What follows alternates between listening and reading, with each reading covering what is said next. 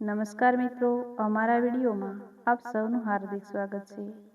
મિત્રો, આજે આપણે વાત કરવાના છીએ અમદાવાદથી મુંબઈ જતો ગુજરાત મેલ રાત્રિના અંધકારને ચીરતો પોતાની પૂરી ઝડપે દોડી રહ્યો હતો.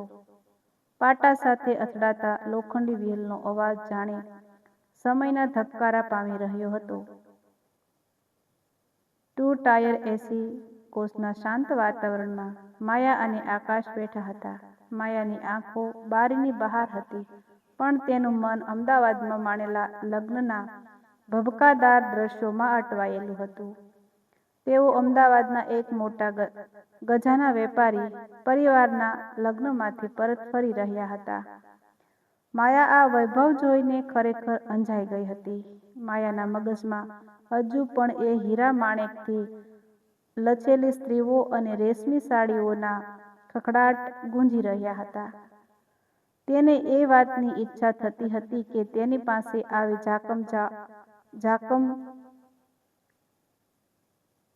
જાકજમાળ કેમ નથી. જોયું આકાશ, પેલી મનીષાના ગળામાં પેલો 7 લહેરી હાર કેવો ચમકતો હતો, અને એની વાત કરવાની સટ્ટા જાણે આખું મુંબઈ એના ખિસ્સામાં હોય. માયાએ મોઢું મસ્કુરડતા કહ્યું. આકાશે એક ઊંડો શ્વાસ લીધો અને પત્ની સામે જોયું. તે જાણતો હતો કે માયા જ્યારે પણ આવા મોટા પ્રોગ્રામમાંથી પાછી આવે છે, ત્યારે તે અજંપાથી ભરેલી હોય છે. આકાશ મુંબઈની એક પ્રાઇવેટ કંપનીમાં સાધારણ ક્લાર્ક હતો.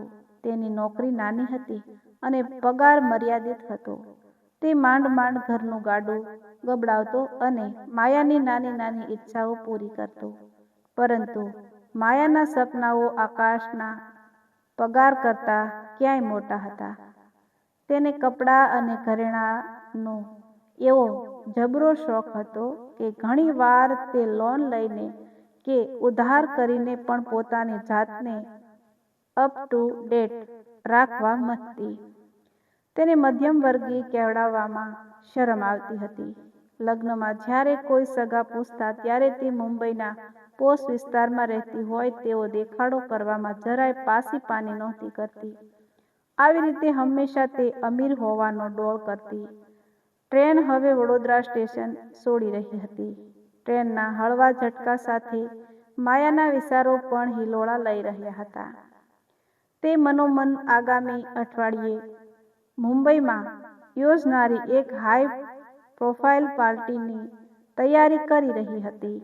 માયાને થતું હતું કે અમદાવાદના લગ્નમાં જે કમી રહી ગઈ હતી તે મુંબઈને આ પાર્ટીમાં પૂરી કરવી જોઈએ.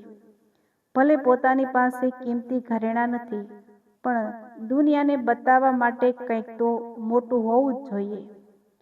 આકાશ, આપણે મુંબઈ પહોંચીને સીધા ઘરે જઈશું ને? મારે નેહા દીદીને મળવા જવું છે, માયાએ અચાનક પૂછ્યું. તેના મનમાં એક મનસૂબો હતો. આકાશે પેપર બાજુ પર મૂક્યું. નેહા દીદીને અત્યારે અચાનક કેમ યાદ આવ્યા? આપણી પાડોશી છે, કાલે મળી લેજે ને. માયાએ વાત ટાળતા કહ્યું. ના, બસ એમ જ. હમણાં લગ્નની દોડાદોડીમાં એમને મળાયું નથી. આકાશ માયાની રગે રગ જાણતો હતો, પણ તે કંઈ બોલ્યો નહીં. રાત વીતતી ગઈ. સુરત પસાર થયું અને ટ્રેન હવે મુંબઈની સરહદોમાં પ્રવેશી રહી હતી. માયાના મનમાં પેલો આડંબર હવે પાકા પાયે ઘર કરી ગયો હતો. ટ્રેનની વ્હીલ્સ વાગી અને અંધારામાં મુંબઈની જાકજમાળ લાઈટો દેખાવા લાગી. માયાના મનનું મિથ્યાભિમાન પણ એ લાઈટોની જેમ જ બહારથી ચમકવા માટે તૈયાર હતું. તેને ખબર નહોતી કે આ ખોટો ભપકો દેખાડવાની ભૂખ તેને એક એવી તકલીફમાં મૂકી દેશે કે આગળ શું કરવું શું ના કરવું એની પણ એને કોઈ ભાન નહીં રહે. મુંબઈના અંધેરી વિસ્તારમાં આવેલી એક મધ્યમ વર્ગીય સોસાયટી ગોકુલધામ રેસિડેન્સી. સવારનો સમય હતો અને સોસાયટીમાં ઓફિસ જનારાઓની દોડધામ ચાલુ હતી. બીજા માળે રહેતી માયા અરીસા સામે ઊભી રહીને પોતાની જાતને નિહાળી રહી હતી. તેણે આજે એક નવી સાડી પહેરી હતી. એટલામાં તેનો પતિ આકાશ રૂમમાં આવ્યો. કેવી લાગી રહી છું? માયાએ એક અદા સાથે પૂછ્યું. આકાશે હસીને જવાબ આપ્યો, હંમેશાની જેમ જ, સુંદર. પણ માયા, આ સાડી તે ક્યારે લીધી? મેં પહેલા ક્યારેય જોઈ નથી. માયાએ સહેજ સંકોચ સાથે કહ્યું, અરે, આ મારી નથી. આ તો ઉપરના માળે રહેતા નેહા દીદીની છે. મને ગમી ગઈ તો મેં એમની પાસેથી આજે પહેરવા માંગી લીધી. આકાશને આ વાત બહુ ન ગમી. તે કંઈ બોલવા જતો હતો ત્યાં જ માયા તેને હાથ પકડીને બહાર ખેંચી ગઈ. ચાલો, મારે નેહા દીદી પાસેથી બીજી એક વસ્તુ પણ લેવી છે. મરજી ના હોવા છતાં આકાશ જાણે ઢસડાઈ રહ્યો હતો. તે આટલું જ બોલી શક્યો. અરે અરે, પણ માયા. તેઓ ઉપરના માળે ગયા. નેહા દીદી દરવાજો ખોલીને ઊભા હતા. હાય દીદી, કેમ છો? માયાએ ઉત્સાહથી પૂછ્યું.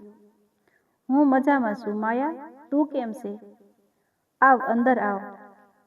નેહાએ વિવેક કર્યો. ના દીદી, ના દીદી, અત્યારે થોડી ઉતાવળમાં છું.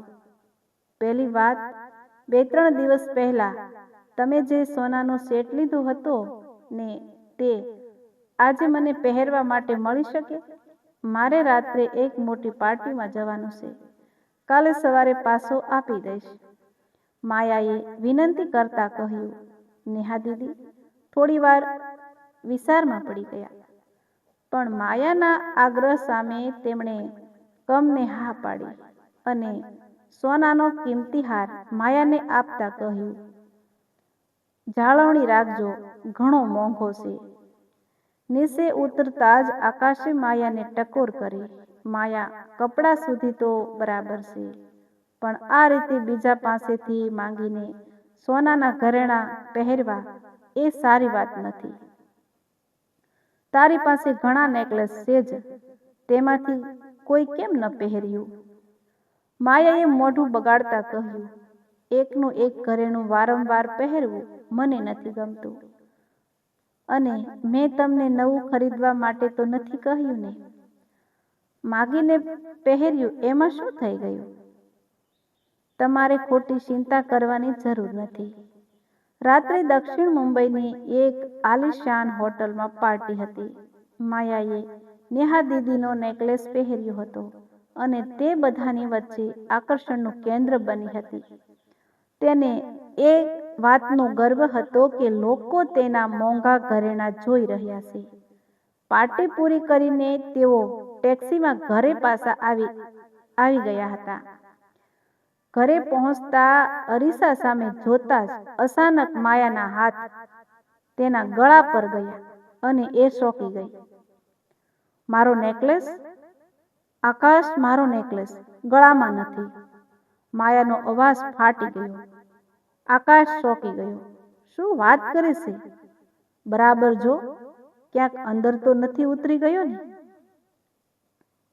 નથી, અહીં ક્યાંય નથી. કદાચ હોટલમાં કે રસ્તામાં પડી ગયો. ઓહ માય ગોડ, હવે હું નેહા દીદીને શું જવાબ આપીશ?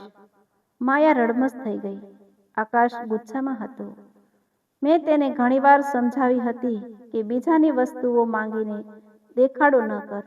તારા આ ખોટા શો ઓફને લીધે આજે આપણી આબરૂ પણ જશે અને આટલું મોટું નુકસાન કેવી રીતે ભરાશે? માયા ધ્રુસકે રડવા લાગી. મને નહોતી ખબર કે આવું થશે. હવે આપણે શું કરીશું? ઠીક છે, રડ નહીં. હું ગાડીમાં ચેક કરી આવું છું. ક્યાંક ગાડીમાં તો. આટલું કહી આકાશ ગાડીમાં ફરી તપાસ કરવા ગયો. માયા ઘરમાં બેસીને પોતાની કિસ્મતને કોસી રહી હતી. થોડીવાર પછી આકાશ પાછો આવ્યો. તેના હાથમાં કંઈક હતું. થોડીવાર આકાશ કંઈ બોલ્યો નહીં. માયાની બેચેની વધી રહી હતી. શું થયું? આકાશ ગાડીમાં પણ ના મળ્યો. કહી એ રડવા લાગી. રડવાની જરૂર નથી. આ રહ્યો નેકલેસ.